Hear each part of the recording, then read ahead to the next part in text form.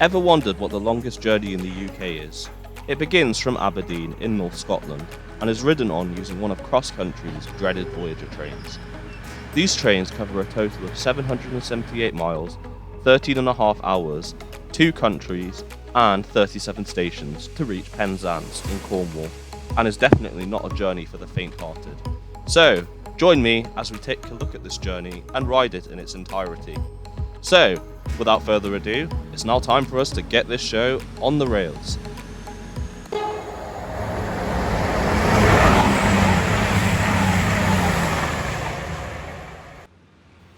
Hello, and a very good morning from Aberdeen, where our journey today begins. It's bright and early in the morning, and I've just left my hotel, which you could actually see opposite the station. So, I'm now going to head into Union Square, the shopping centre next to the station, in order to enter the main station, given that the main entrance is closed. So, what am I doing here today? Well, as the intro suggests, I will be riding the UK's longest direct train journey, which begins in Aberdeen and ends in Penzance in Cornwall, which has a total journey time of 13.5 hours and covers 778 miles, with our train today burning 1,850 litres of fuel. And what does that mean? It means we're in for a very, very long train journey today. Engineering works aside, I really do like the station design, as can be evidenced by the roof. These engineering works are part of ScotRail's plans to relocate the ticket office, waiting room and taxi rank, which was deferred from its expected completion in 2021. There are plenty of shops to stock up on snacks and drinks for my journey. However, I opted for the Sainsbury's next to my hotel, so I'm more than prepared for today's journey. As well as cross-country, services here are provided by ScotRail on their Inter7 City brand, as well as LNER's services to London King's Cross. To the right, we can also see a ScotRail regional train, which I believe is bound for Inverness via the Inverness to Aberdeen line. These services are typically operated by Class 158 and Class 170 trains. And here comes our train, which is a Class 221 Super Voyager. These trains are typically used on CrossCountry's intercity routes and were built by Bombardier Transportation between 2001 and 2002. These were introduced by Virgin Trains to replace their ageing HST and Mark II carriage fleet. Right, it's now time for us to board and take a look around our train and see exactly what we're dealing with on our 13.5 hour journey. I'm in standard class today, as the ticket prices for first class are unbelievably ridiculous. But I feel like standard class should be fine, but who knows? I guess we'll wait and see. As is common with most intercity trains in the UK, the seating arrangement is 2+2, although there is a severe lack of tables and mainly airline-style seating present. As the train's empty, I've opted for coach F, which is the unreserved coach on CrossCountry's Voyagers. But before we head off, let's take a look at our route today. Our journey is expected to take around 13 hours and 17 minutes, with 35 intermediate stops. We start from Aberdeen, and then work our way down the Edinburgh to Aberdeen line via Dundee, in order to make it to Edinburgh, where our first major crew change happens, which gives us a 12-minute layover in order for us to stretch our legs and have a bit of a wander. We then travel down the main stretch of the East Coast Main Line via Newcastle upon Tyne to make it to Leeds, where our second crew change happens, enabling us for further chances to stretch our legs. Following this, we make it to Sheffield, where we have a 6-minute layover as a result of the train reversing directions due to ongoing engineering works. We then travel to the UK's second largest city, Birmingham, after which we travel down to Bristol Temple Meads, which is where a 10-minute layover happens in order for us to have another crew change, which is the fourth one on the route. We then travel along the Bristol to Exeter line and then finally onto Plymouth in Devon, where our final crew change happens. And then we travel along the Cornish Main Line into our final destination of Penzance, with an expected arrival time of 9:39 this evening. Right, 778 miles, 37 stops, and one hell of a train trip. So, let's go!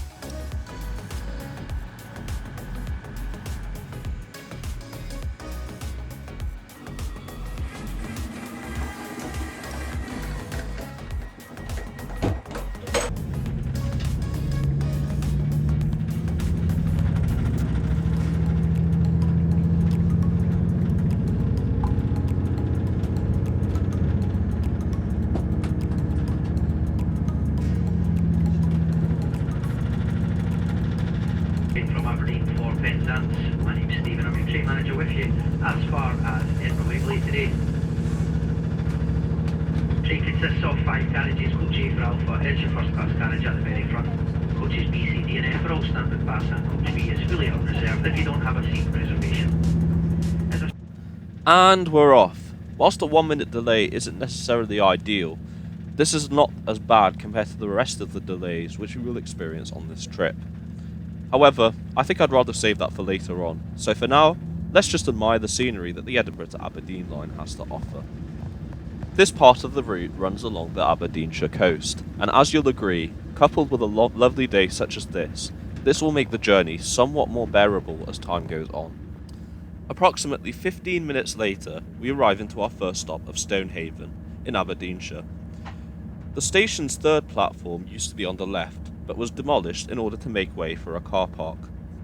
Another fun fact about Stonehaven is that it contains a B-listed signal box with a 40 lever Stevens & Sons frame. Even without the coastal views, the Edinburgh to Aberdeen line is still picturesque, and definitely gives me a window screen, home screen kind of vibe. Then again, I've always had a great appreciation for how scenic Scotland's railways are.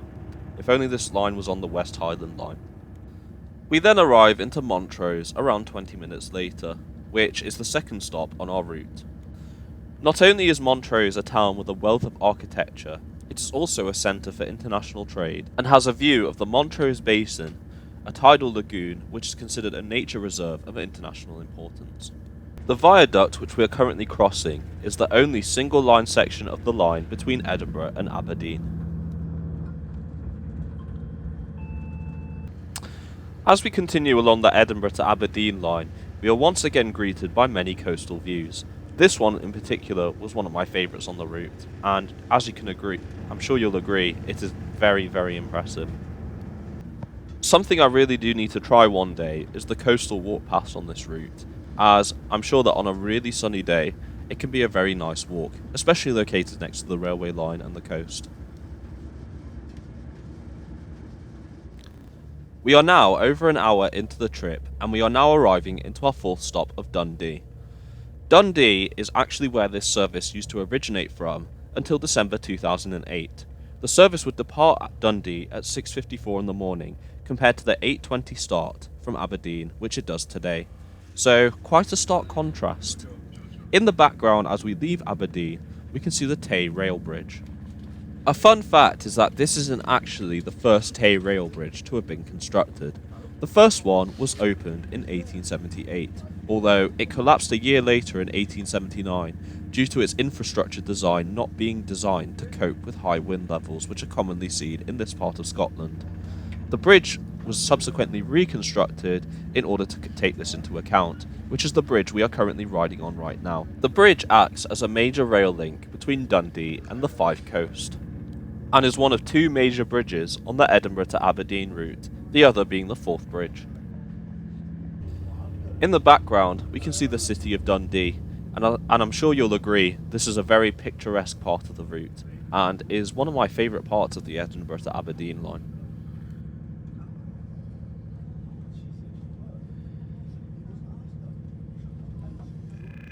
Very good morning folks, train is now on the approach into LEUCHARS. For those that are leaving us here, do remember all bags and personal belongings and do take care when a light time from the train. If you are going to LEUCHARS, have a great time at the go folks. Once again, LEUCHARS, your next stop today. Thank you.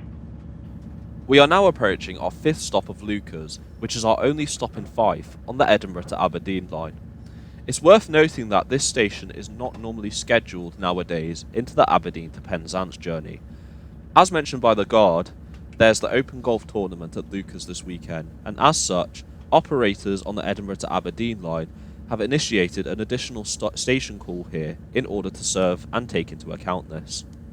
And as can be seen from the car park, it is expected to get very busy. At this point, it's worth mentioning that this train journey used to stop at a lot more stations along the route, with stations such as Kirkcaldy, which we're just speeding through right now, being one of them. This took the station count to a grand total of 45, although nowadays the station count has been reduced to 36 or 37 in my case. This does mean we get to enjoy the scenic Fife coast for a shorter period of time, although given that this journey is over 13 hours, and there are plenty of other scenic parts along the route. I think I can accept this. After passing through North Queensferry station, we are now about to cross over the world-famous Forth Bridge. This enables trains to cross over the Firth of Forth, which links Fife with the remainder of the Scottish Central Belt. For high-speed trains and diesel multiple units, such as the Voyager which we're travelling on right now, the line speed on the bridge is 50 miles an hour, which, as I'm sure you'll see from the outside of the infrastructure, is pretty plausible. The bridge, having opened in 1890, was the world's earliest great multi-span cantilever bridge, and at 2,529 metres remains one of the longest. It is also the world's first major steel structure. Restoration work on the bridge was conducted in the early 21st century. This involved repainting the bridge, amongst other works, in order to restore the bridge to its original as-built condition, with the works finally having been completed in 2012. It should also be noted that due to the complexity of the Forth Bridge, when the line is electrified between Edinburgh and Aberdeen over the coming years, battery trains will be used over the bridge. Having now arrived into the city of Edinburgh boundaries, we are greeted by the Murrayfield Stadium in the background, which is the home of the Scottish Rugby Union and is principally used as a venue for the Rugby Union. It is also the largest stadium in Scotland, with a seating capacity of over 67,000. From here, we also run alongside the Edinburgh tram route between Edinburgh Airport and the city of Edinburgh. Mere moments later, we also pass Haymarket Depot, which is where ScotRail maintains its large diesel fleet.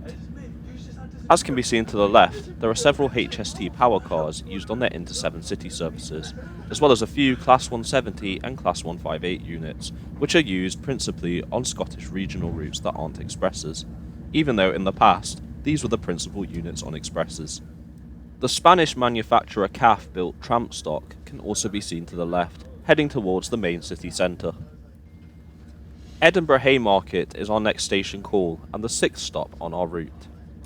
This station is located just on the outskirts of the main city centre, and as such it only takes a mere few minutes for us to get between here and Edinburgh Waverley, our first major stop on the route and our 7th calling point. To my memory, I don't think I've ever seen a service pass through here non-stop, unless it was an empty coaching stop movement. And we are on the approach to Edinburgh Waverley, our 7th stop on the route and our first major interchange. Edinburgh Waverley, located in the capital city of Scotland, is Scotland's second busiest station after Glasgow Central, and as such it is managed by Network Rail, as opposed to one of the many train operating companies which serve the station. We have arrived here well ahead of schedule, and as such we have about 15 minutes to kill before we leave Edinburgh Waverley. So, I believe now's a good time to board the train and stretch my legs. Having a look around, we can see that passenger loadings are pretty high, although I don't think they're as high as they would normally be on this route otherwise. With a few minutes to go before departure, the platform seems rather quiet, not to mention the fact that my carriage is rather lightly loaded. So it seems that most people have gotten on the train. Well, some earlier than others, from the looks of things. Upon leaving Edinburgh Waverley, we pass Craigentinny Depot, which is where LNER, Lumo, and TransPennine Express, amongst others, maintain some of their Hitachi fleets. As can be seen to the right, the Class 385s used on ScotRail Expresses are also maintained here. Previously, the depot was home to LNER's HST fleet, prior to their replacement by the Azuma fleet in 2019. CrossCountry continue to maintain their high-speed trains and Voyager trains here, although this is principally used on a stabling basis, once services for the day finish up at Edinburgh. It's also worth noting that I do have a video coming out about the ScotRail Class 385s between Glasgow and Edinburgh, so make sure you do subscribe so you don't miss it. The station we are now approaching is DUNBAR, which, whilst it may not look significant, is our last stop in Scotland. As such, I just had to include it. This is station number 8 of 37 on the route, and after this we will be crossing the Scottish border into England and onto our next stop of Berwick upon Tweed. What we are about to pass is Reston Station, which is Scotland's newest railway station that opened on the 22nd of May 2022, providing a railway link to the village for the first time in over 58 years. I must admit that this part of the East Coast Main Line is undoubtedly my favourite, as the coastal views that you see as you cross the border between Scotland and England are just absolutely phenomenal, as you can see. Perhaps another thing to note is that this part of the route between Aberdeen and Penzance is the only part where the Voyager trains can reach their maximum capable speed of 125 miles an hour. The remainder of the route is capped at a maximum of 100 miles an hour, although this is lower in some other places.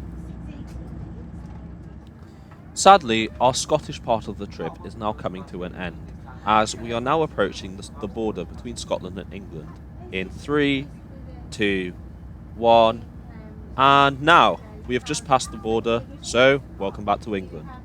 And with that, we now approach our first stop in the country of Berwick upon Tweed, and the 10th stop on our route. Berwick upon Tweed is the northernmost town in England and is located approximately 2.5 miles from the Anglo-Scottish border, which we just crossed. Immediately after leaving Berwick, we cross over the Royal Border Bridge, a famous Grade 1 listed viaduct that was built between 1847 and 1850, and despite its name, it does not actually cross the border between England and Scotland. The bridge is typically used on LNER's marketing campaigns, and I'm sure you'll agree, the view is spectacular, not just on the bridge, but off the bridge as well.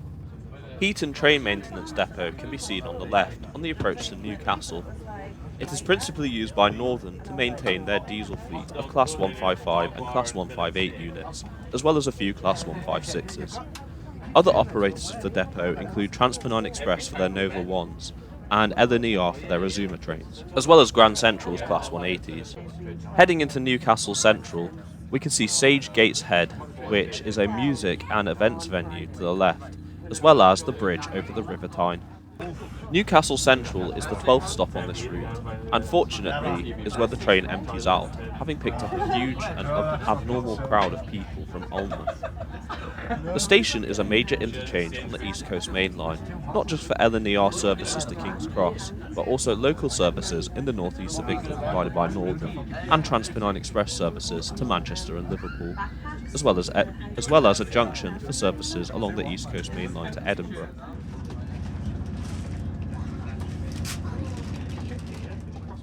As we leave Newcastle, we cross over the King Edward VII Bridge, one of the 7 bridges to cross over the River Tyne.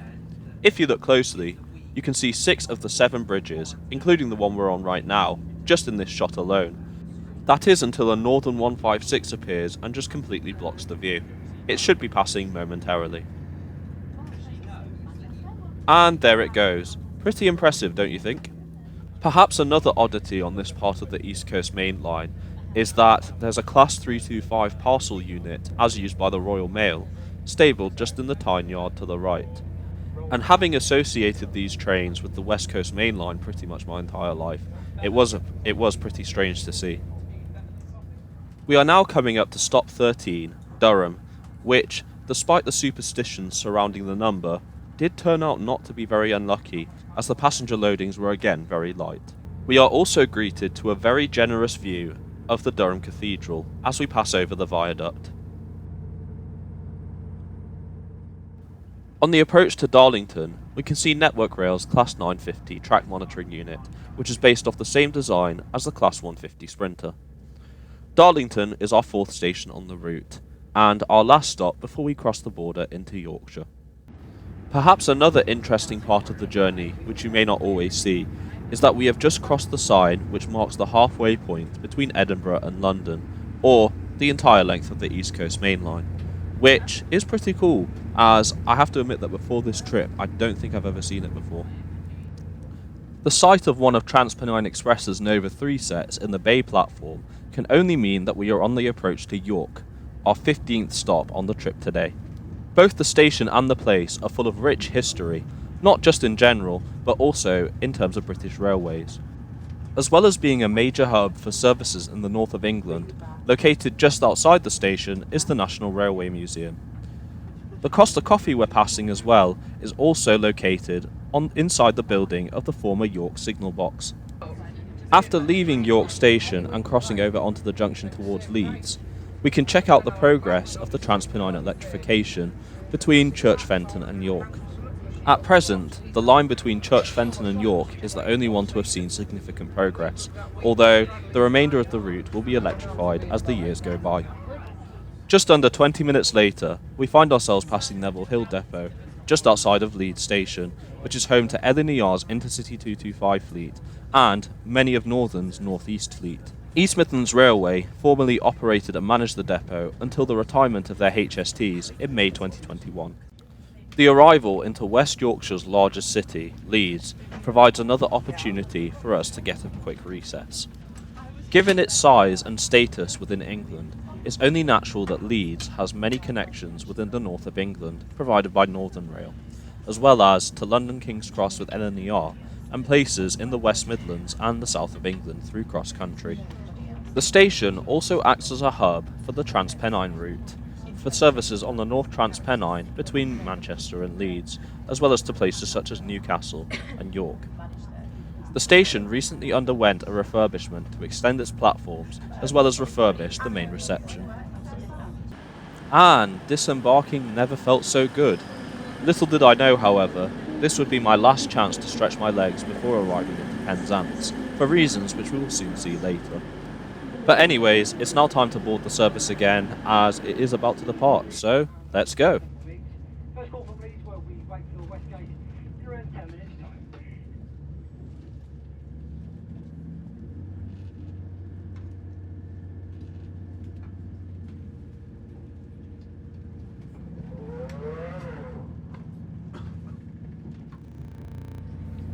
Around half an hour later, we have now left the East Coast Main Line and we are now on the route into Sheffield.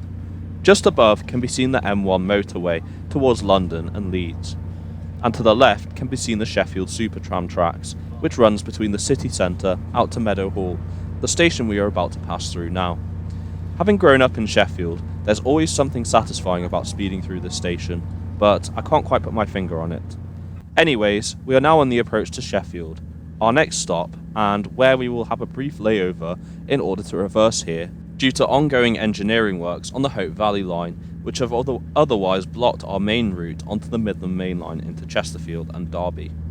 We have picked up an approximately 6-minute delay here as a result of this, due to the congestion which it has caused. However, we should hopefully make up this time en route, but later on we will see that this is not the case. Undoubtedly, one of the most well-known things that Sheffield is known for is its contributions to the steel industry, having established itself as one of England's main industrial cities during the 18th, 19th and 20th centuries. A change of seat was also done to continue filming in the direction of travel. Sheffield also marks our halfway point at 6.5 hours and the 18th stop.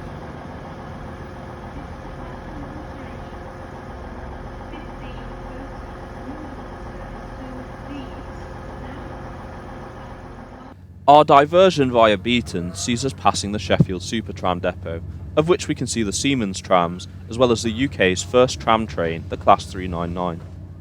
As we are now passing through Chesterfield Station, we can now see a crooked spire in the background. This crooked spire is actually the All Saints and St Mary's Church, and is a result of the 32 tons worth of lead tiles which have covered over the wooden structure of the spire, causing it to have this bent shape. Derby, located in the East Midlands, is our 19th calling point on our route today. Not only do we split here from the Midland Main Line onto the cross-country route into Birmingham, we also join up with CrossCountry's regional services between Nottingham and Cardiff. It's also worth noting that Alstom's Derby Litchurch Lane factory is located here, and is where the Turbostars, Electrostars and Aventra trains were built, amongst others. What we are now passing is Nemesis Rail, a storage site for elderly rolling stock, located just outside of our 20th stop of Burton-on-Trent. As you can see, there is a large range of stock stored here, ranging from Mark II carriages to Class 319s, amongst others. It should also be noted that the world record holder of the HST power car was stored here until late last year. Almost immediately south of Burton-on-Trent, we can see Central Rivers Depot, which is where CrossCountry and Avanti West Coast maintain their combined fleet of Voyager trains. One of the Voyagers which we just passed is one that was recently sent off lease by Avanti, pending an uncertain future. Where do you think these will end up? Please do let me know in your comments below what your thoughts are.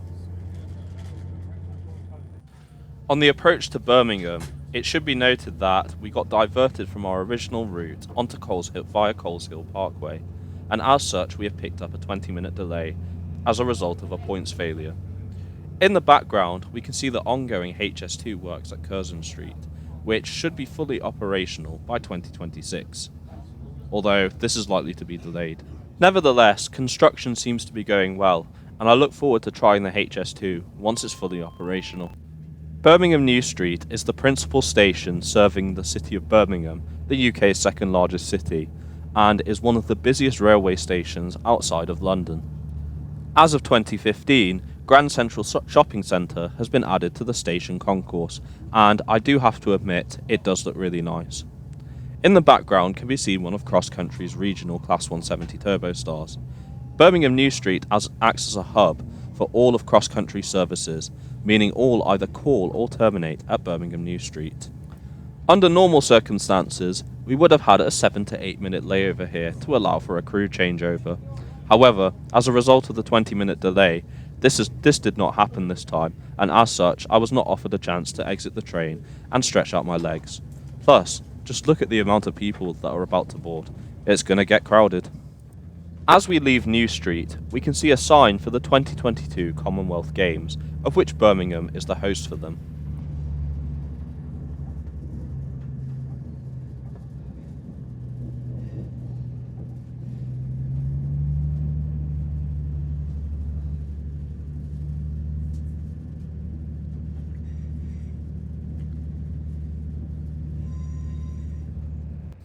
Shortly after leaving Birmingham, we find ourselves on the southern section of the Cross City Line and running alongside the Birmingham and Worcester Canal. We also passed the now defunct Bournville Cadbury factory, which is now used as Cadbury World and is a popular tourist attraction. A fun fact to note as well is that Bournville Station, unlike the other West Midlands railway stations, is painted purple to reflect this. We are now riding the Lickey Incline, the steepest sustained mainline railway incline in the whole of the UK.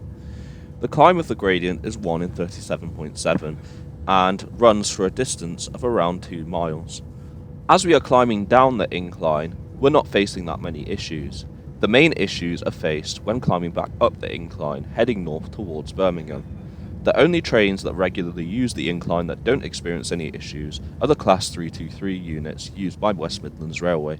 At the end of the incline is BROMSGROVE Station, one of the southern terminus of the Cross City Line, and after which we return to diesel-only operation. Worcestershire Parkway is the newest station on the cross-country network to have been implemented in England, although only cross-country regional services call here continuously. Intercity services call here during engineering works. Cheltenham Spa is our 22nd stop on the route and provides an interchange with Transport for Wales services to South Wales and GWR services into the West Country. Cross Country is the principal operator of the station, yet it is managed by GWR.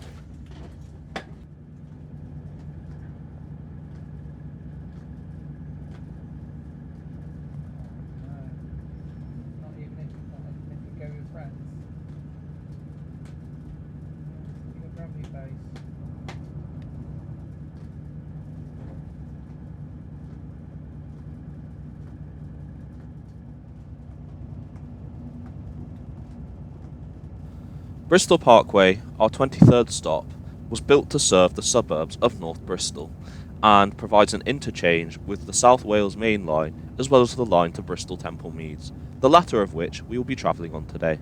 Strangely enough, this part of Bristol is electrified, whereas Temple Meads, the main station, is not, owing to cost overruns and infrastructure issues at Temple Meads.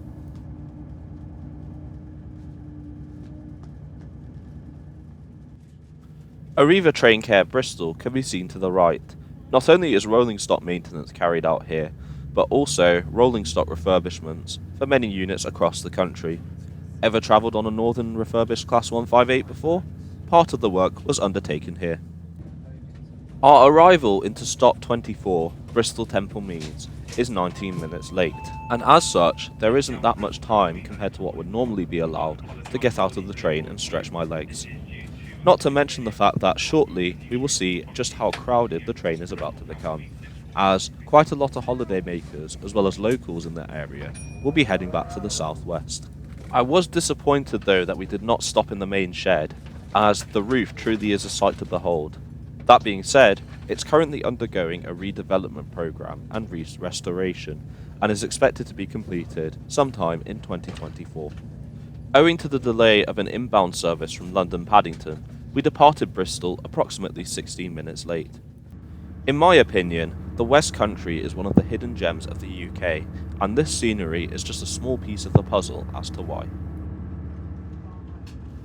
Taunton, located in Somerset, is the 25th stop on our journey today, and it was at this point where I started to see light at the end of the tunnel, despite the fact that I had over 3 hours to go before journey's end at Penzance.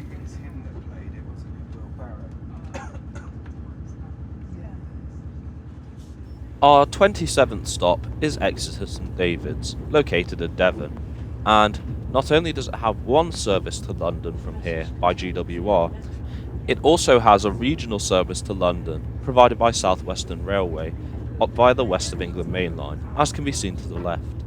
The station also recently saw the reopening of the Dartmoor line between Exeter and Oakhampton, which was previously used as a heritage railway and a summer-only service. We are now about to move on to what was most probably my favourite part of the trip, which is a trip along the Devon coast and the Devon seawall. The journey starts off from Starcross and then finishes at Tenmouth, just outside of Newton Abbot. The seawall itself acts as a footpath between Dawlish Warren and Dawlish, which makes it a popular spot for tourists, particularly during the summer period, although this does make it liable to storm damage, as has happened over recent years.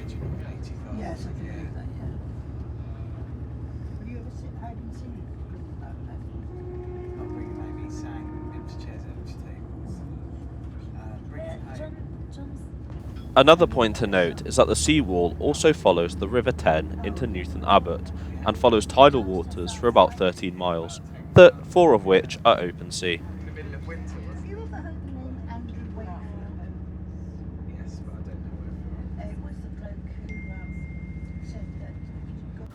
Stop 28 is Newton Abbot, and fortunately from here, the train emptied out rather nicely, meaning that I was one of the sole passengers in the last carriage. From here, West Country services either split on to Paignton via Torquay, or to Plymouth and beyond into Cornwall, the latter of which we'll be taking shortly. Shortly after leaving Totnes, we find ourselves running along the River Plym, and on the island in the middle there does seem to be an intriguing building or structure. If you do know what it is, please do let me know in the comments below. Lyra Depot, located just outside of Plymouth Station, can be seen to the left, where Great Western Railway and Cross Country maintain their fleets of high-speed trains, IETs and Voyagers, although heavier maintenance is carried out on the HST fleets. As the sun begins to set on the day, we now find ourselves approaching Plymouth, our final stop in Devon and our 30th station call of the day. Under normal circumstances, I would have been allowed a generous amount of time to stretch my legs and have a bit of a wander, although because we are running approximately 10 minutes late upon arrival, this wait was significantly reduced, as the crew change only took 2 minutes to do. It's also worth noting that Plymouth is the largest settlement in Devon, with a population of over 250,000. After Plymouth, we then cross over into the Cornish border in order to complete the last 2 hours of our journey today. Leaving Plymouth, we are greeted to amazing views of the city itself and its surrounding areas. The sunset also makes for an amazing backdrop. The Royal Albert Bridge can be seen not too long after leaving Plymouth. The bridge crosses over the River Tamar between Plymouth and Saltash in Cornwall and carries the Cornish main line both in and out of the county. The bridge was designed by Isambard Kingdom Brunel and was opened in 1859, and I'm sure you'll agree the views are absolutely spectacular and are just the beginning of what we'll be seeing when we arrive into Cornwall. Running adjacent to the bridge is the Tamar Bridge, which is the road link between Cornwall and Devon. Unlike this bridge though, it is a toll bridge, and as such you will have to pay just to drive over it. Pretty good time to consider travelling by train, I'd say.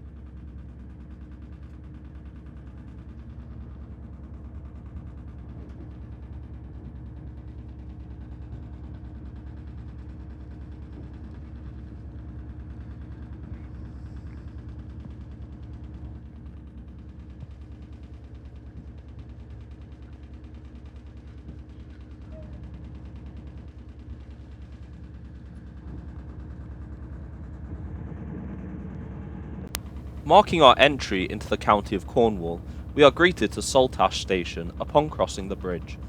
This station is not normally served by CrossCountry and GWR intercity services, although the two can use the station as and when required.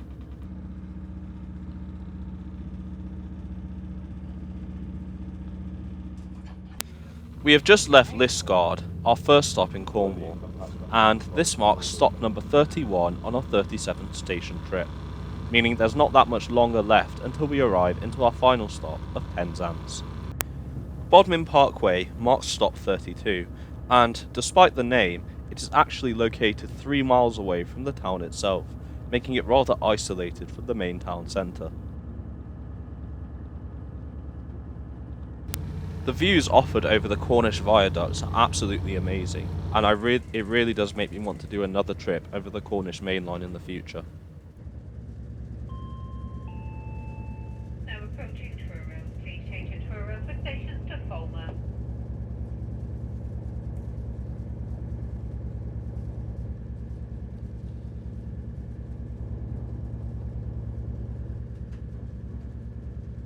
The arrival into Truro marks stop 33 on our 37 stop route, and from here you can change for the branch onto Falmouth as just announced. It's also worth noting that Truro is one of the busiest stations in the county of Cornwall.